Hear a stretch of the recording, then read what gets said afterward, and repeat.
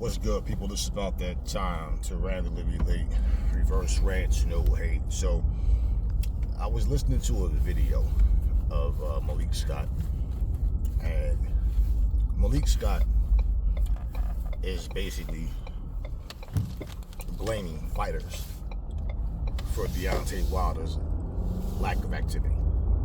He's saying that he made some comparison.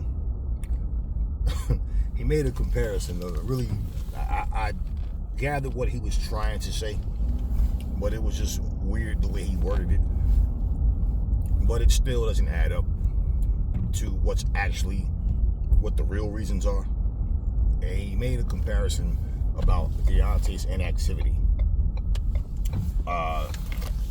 With the comparison of, it's like somebody who lives a nightlife, but they train hard every day. Even though they're dead wrong for that nightlife situation, you know, he says, I feel better about the fact that they're training every day. It would be different if they wasn't training and just living a nightlife. Then he goes in to say that these opponents are putting Wilder in a position of not being able to fight.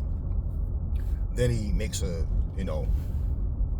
comment about how little kids looked up to Ali and George Foreman, or whoever he said. I think he said Foreman's name too, but bottom line, because they saw these guys in the ring fighting often, right?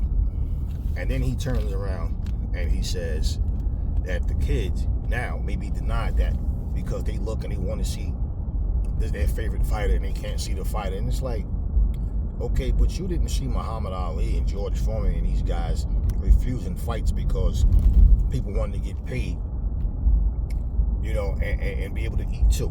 You didn't see Muhammad Ali and these guys being greedy, not wanting to fight guys over petty nonsense and turning contracts down because, well, I don't know how much this guy is going to get and all types of nonsense. We saw, now listen at what Malik Scott said. Compare that to Deontay Wilder, looking in the camera, smiling, got his nephew jumping in the camera and talking about how Andy Ruiz, all you gotta do is send that contract, you gonna get these hands and all. But you notice you don't hear Shelly Finkel, you don't hear nobody else talking about anything. So that lets you know that the amount of money that they're not willing to pay. Ruiz is like, nah, I'm not gonna fight like I'm some drug addict, somebody that you feel like you can just toss around, somebody that you have no respect for. And Andy Ruiz wants to be properly compensated. And like I said before, Deontay Wilder is the one that wanted to make himself the poster boy for crying on camera and speaking up about how fighters risk their life and how they don't get paid enough, and that people are complaining that fighters get paid too much. And this is why I'm saying you can't possibly mean the things that you say when you're going to turn around and Ruiz is a former champion just like you. You no longer have a belt. So you don't look like you're concerned about the inactivity because you could easily come to terms with Andy Ruiz. So to sit here and say nobody wants to fight Wilder, they're scared to fight Wilder. No, Andy Ruiz is calling him out. What offers is Team Wilder making any other fighters? But you Wilder fans don't think about that. What negotiations, what offers are they making other people? So now, all of a sudden now, it's looking more like, excuse me, that it's looking more like Anthony Joshua will be fighting against Filip Hrgović. The reason is because this being based on Usyk and Fury. So if this actually happens, that the fact that there's a rematch clause, right? And Hrgović is not going to wait. So if they decide, whoever loses decides to exercise the rematch clause, then they're going to have to fight the winner. It's going to be like regardless of what happens with them, it's looking like AJ is going to be the one to fight Hrgović, but the winner of Usyk and Fury would have to fight the winner of AJ and Hrgović. So they already, now, for all you guys that's been behind on that, you see it right now. They're even saying that the fight's off. Malik Scott himself said the fight's off. Like the negotiations just not going anywhere. Look, remember when Deontay Wilder sent Dylan White a text message telling him that he'd freeze him out for 2 years? Yeah, remember that? Remember how him and Fury was trying to pretty much freeze out Anthony Joshua, and then basically that shit went left?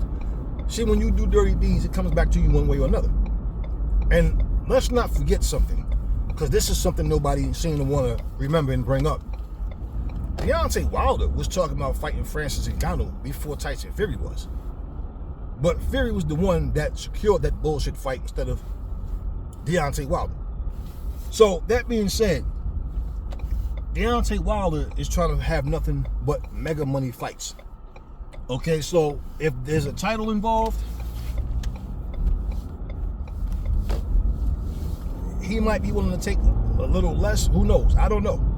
But same, just like Fury, it ain't about the money. It's about legacy. Now, everything is money, money. Because they're trying to cash out. These guys are getting older. And the longer they sit back and not fight, it's only hurting them. So, if Wilder is must-see TV, oh, the ratings go through the roof whenever Wilder's fighting, or the pay-per-view numbers are just so... No, they would have been trying to secure a fight with Wilder. And in someone like Wilder, it's like, from what I see, you have to pretty much put his back against the wall, because on his own accord, well, don't sit here and tell me nobody wants to fight him. I'm pretty sure Frank Sanchez would jump at that opportunity. Jared Anderson will take that opportunity. I'm pretty goddamn sure, you know, look, Andy Ruiz is already calling him out. He's still calling him out. Oh, he's just trolling, trying to use, Wilder's name. No, motherfucker, he wants to fight. And you keep saying, I'll knock AJ out in 2 or 3 rounds. I'll knock Andy Ruiz out in 2 or 3 rounds. Okay, so go knock him out. Why would you not stay active and go get this money? It's not about opponents. This is the same type of shit Mauricio Suleiman was saying about Tyson Fury. Talking about he's a victim of the times and these guys are pricing themselves out. No, nobody want to fight for crumbs. You know, I remember I used to live in a town where from that town to where I had to go in the South was a 13-hour and 4-minute drive. And I remember this guy he had a little business that he was running, and I was like 18, my partner was 23, and we told him what our terms was. Let me tell you something: a 13-hour and 4-minute drive. It turns out this man was trying to give me $100 to give us $100 to split. Okay, $50 for gas and the keys to the truck with the shit on it that we done loaded. I said, oh hell no. Now I don't know if he thought because I was only 18, because and my partner was 23, that like, oh, they young, they don't. We're not doing that. Hell no, nah. Okay. His business partner, who was a female, when she found out, because she didn't even know, she said, what? He did what? She said, baby, wait right here. I'll be right back. I'll be right back. Because we was getting ready to leave, and she came back. She said, listen,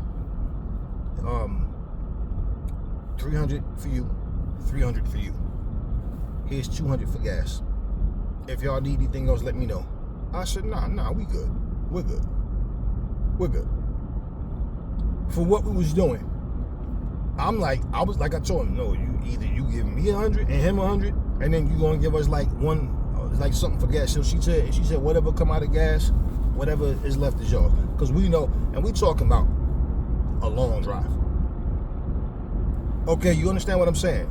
He was Mr. Cheapo. She was like, oh, hell no, that's insulting. And it wasn't no act, because she really got at his ass for that shit. I'm not a talker, but my partner was kind of like mentioning what happened. He was like, I'd do this for 100, I'd did it. Yeah, you would, because you have no money. It's not like we were broke. We had jobs, we worked. You understand what I'm saying? This was a favor. You understand? This was a favor. So it's like, no, you're not going to sit here and have me working for free. So, point blank, period.